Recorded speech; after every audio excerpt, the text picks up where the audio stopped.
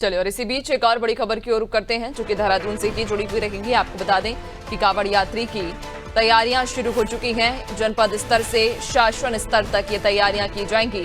सुरक्षित सुगम कांवड़ यात्रा के लिए ये तैयारी की जाएगी। तैयारियों की शासन स्तर पर मॉनिटरिंग होगी और संदिग्धों पर पुलिस की पैनी नजर भी होगी।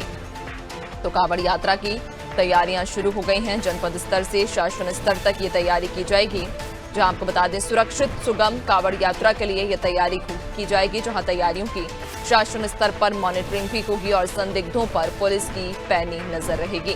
ज्यादा जानकारी लेंगे सहयोगी सोनू, लगातार हमारे साथ बने हुए हैं। सोनू, कांवड़ यात्रा को लेकर कहा जा रहा है तैयारियां अब शुरू हो गई हैं, चूंकि अब जो आने वाला समय है वो कांवड़ यात्रियों का ही रहने वाला है। जब सावन लगेगा उसके बाद भारी संख्या में कांवड़ यात्री पैदल कांवड़ लेकर पहुंचते हैं। अब ऐसे में क्या तैयारियां की जा रही हैं उनकी सुरक्षा को लेकर? देखिए, सुरक्षा के लिहाज से इस पूरे के पूरे एरिया को, जो तीर्थ नगरी हरिद्वार वाला एरिया है, ऋषिकेश है और हरिद्वार है, कुछ ऐसे भी कांवड़ियां हैं जो श्रावण माह में देवप्रयाग तक जाते हैं, जहां शास्त्रों में अलकनंदा और भागीरथी का संगम है और गुप्त रूप से सरस्वती भी यहाँ पर शामिल होती है। शास्त्रों में इस तरीके का वर्णन है।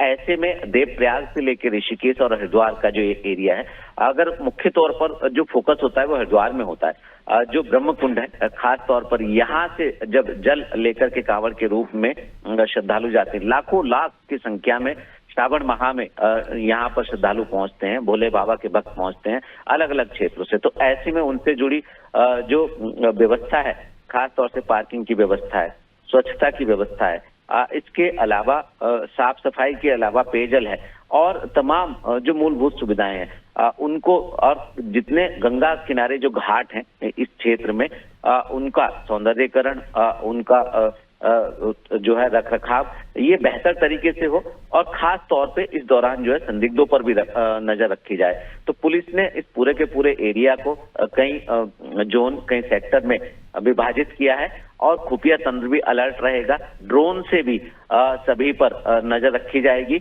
और पार्किंग जैसी जो व्यवस्था है उनको पहले से ही व्यवस्थित करने के कवायद जो है वो शुरू कर दी गई है।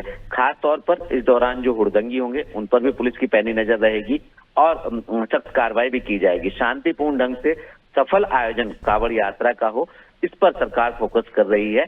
और चूंकि 11 जुलाई से ये शुरू हो रही है कांवड़ यात्रा, ऐसे में उससे पहले एक निश्चित समय से पहले इन व्यवस्थाओं को व्यवस्थित करने पर शासन स्तर से, जनपद स्तर से फोकस शुरू हो गया और समय रहते ही सभी व्यवस्थाओं को व्यवस्थित कर लिया जाएगा।